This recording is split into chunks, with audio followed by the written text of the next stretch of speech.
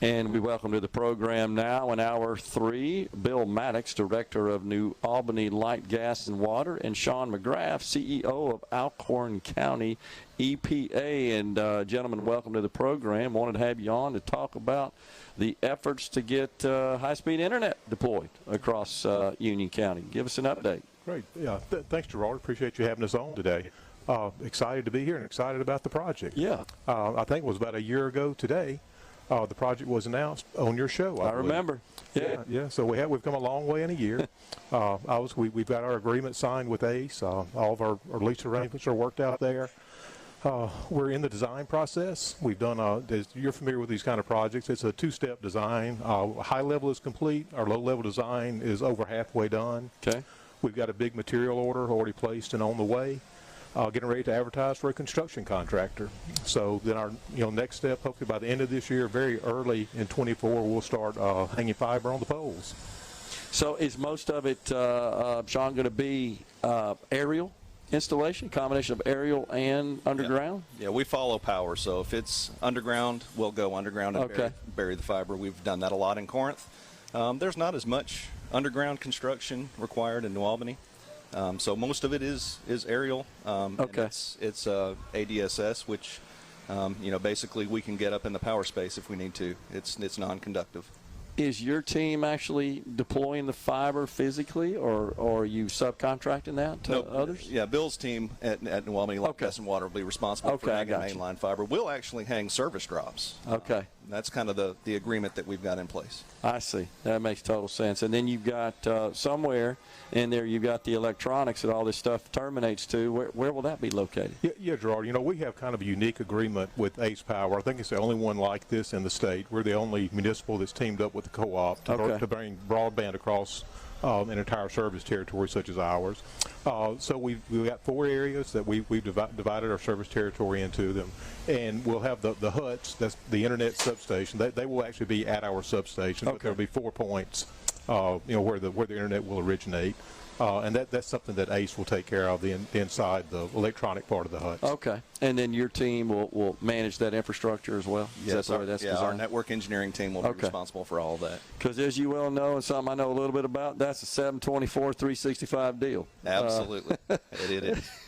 I used to say it's kind of like dial tone. When you pick that phone up, you want to just hear the dial tone. And, when you get on those devices, you want to make sure you're connected to the internet. And anything less than that, honestly, it causes people to get a little upset, shall we say. So uptime and reliability is of utmost importance. I think that's what we've strived for. We've so far we're currently at about 99.999% reliability. And there's times that you have to be down for network upgrades and things like that. That's right. And that's so far that's been our only downtime, significant downtime. Scheduled maintenance for the most part. And we try to schedule maintenance for late in the night. Our network engineering team's working midnight to 5 a.m., most of the time, but we try to minimize that. Yeah, and for, I guess, the non-IT and non-industry people out there, the 99999 that Sean said, that's the vaunted 5 nines of reliability that we strive for in the industry, means that 0.0001% of the time we kind of allow to being acceptable downtime. We really want 100%, but the 5 nines is really what we strive for. That's absolutely correct. It's an industry standard. It's hard to achieve, but we've been able to achieve that so far in our network in Corinth, and we're hoping to basically copy that blueprint and bring it down to New Albany with us. And that means you have inserted a great deal of resiliency into the design, because you don't want any single points of failure. And I'm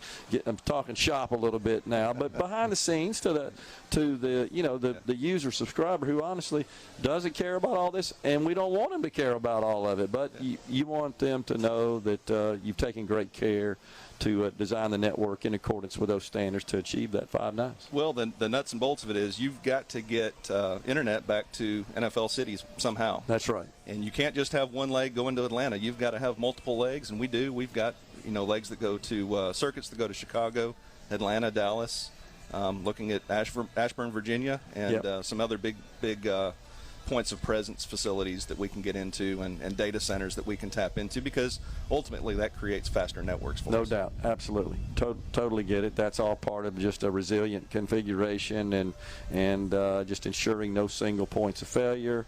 And as you said, performance is a big part of that as well. And as you know, in the design, what we call geographic diversity, so that you have multiple POPs that are not necessarily close to each other, because if one of them has some sort of, God forbid, catastrophic event and it takes them down, you still got the other one to rely on to continue service.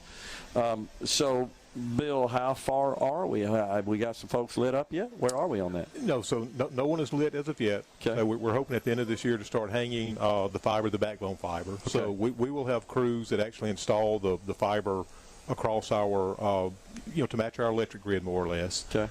As we bring as we install the fiber on the poles, the huts will be lit. ACE will be doing that kind of in parallel. Okay. And then I'll let Sean elaborate, but once we get to a certain point in our installation, they'll be able to light parts of that fiber. We won't have to get all the way. It won't be the end of the year before we start installing customers. Again, that will be something ACE does, but we'll get to a point pretty early in construction, and ACE will be able to start hooking customers up. So just to clarify, Sean, ACE will actually be doing the provisioning, the installation at the service address? Absolutely. Okay. Yeah.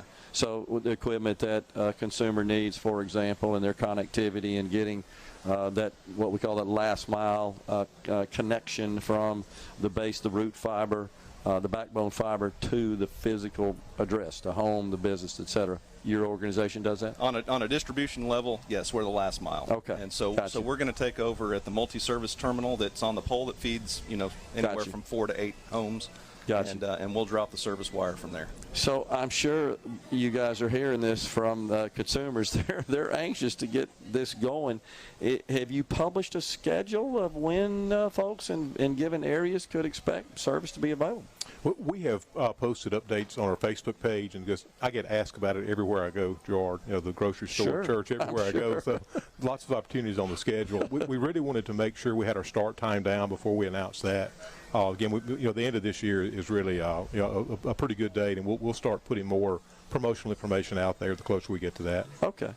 And this is something that's happening for the most part, is it not, across the entire state with the legislation that was passed, 2 years ago, 3 years ago, Yeah. that cleared the way for EPAs to be in this business? Yeah, January 2019, the legislation enabled wow. us. Yeah, it's been a while now. So it enabled co-ops like us to get in the business, and it's it's kind of been warp speed ever since then. Yeah. But it enabled us to do that, and co-ops like us are blanketing the state right now. Yeah. With not just internet, but with fiber broadband, which is, that's significant. Sure. My estimation is that within 5 years, Mississippi becomes, if not the most connected state in America, one of the most connected states. Well, that would be a leapfrog accomplishment, because we're kind of down on the list right now, are we not? When we started this venture, we were number 46 in the country at broadband connectivity. And it's especially a large challenge for us, because we don't really have our population doesn't live in 1 or 2 or 3 population centers. We're a very widely dispersed population. That means we got lots of rural consumers and rural addresses to light up. That it sort of makes the problem more difficult, more challenging, but we've got a great complement of EPAs to handle this. And I think EPAs were well suited for that. In my co-op's territory, we have 12.5 customers per mile.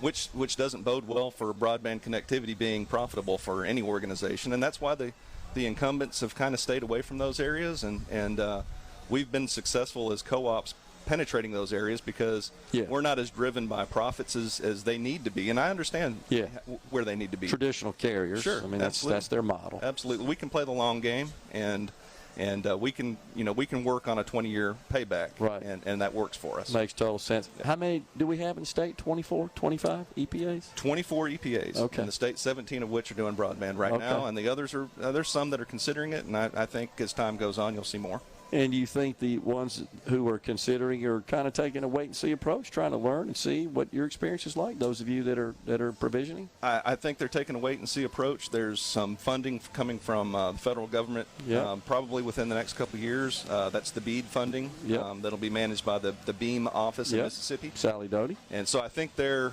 waiting to see what kind of happens with that, and then they'll they'll, I'm sure, get in the business at some Okay. point. Well, it sounds like you're well on your way to getting Union County all connected up here. I think so. Yep, we appreciate you guys coming on. Bill Mattox with the New Albany Light, Gas, and Water, and Sean McGrath, the CEO of Alcorn County EPA, have been our guests talking about getting Union County all set up with high-speed internet. That's going to be a big deal. We're coming right back with